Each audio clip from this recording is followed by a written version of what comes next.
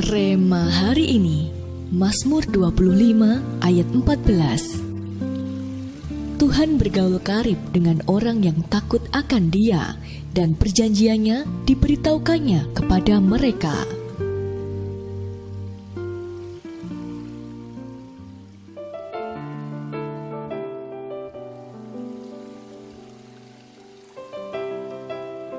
Semuanya telah hilang, tidak ada harapan lagi, kata seorang pria kepada Norman Vincent Peale, penulis buku The Power of Positive Thinking.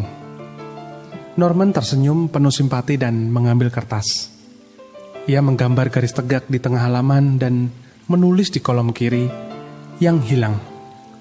Lalu, yang tersisa pada kolom kanan. Kita tidak perlu mengisi yang sebelah kanan.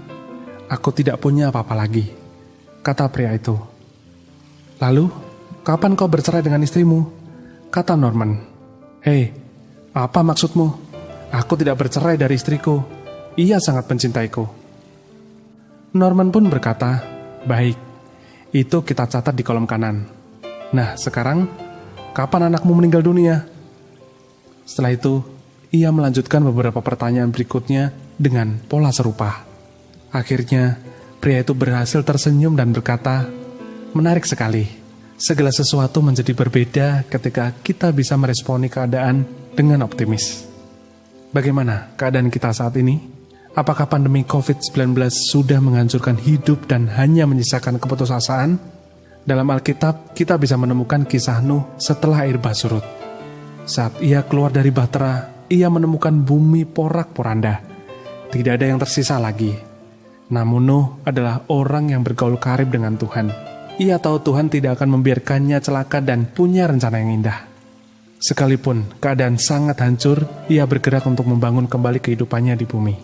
Masalah memang banyak, tetapi ia bangkit dan berani mencoba hal yang baru. Ia tidak takut gagal. Sebelum Nuh, tidak pernah ada orang yang terpikir untuk mencoba membuat kebun anggur. Namun Nuh berani melakukan sesuatu yang out of the box di zamannya. Semuanya justru terjadi pasca kehancuran dunia yang sangat mengerikan. Demikian pula dengan kita. Saatnya sekarang kita melangkah dengan optimis.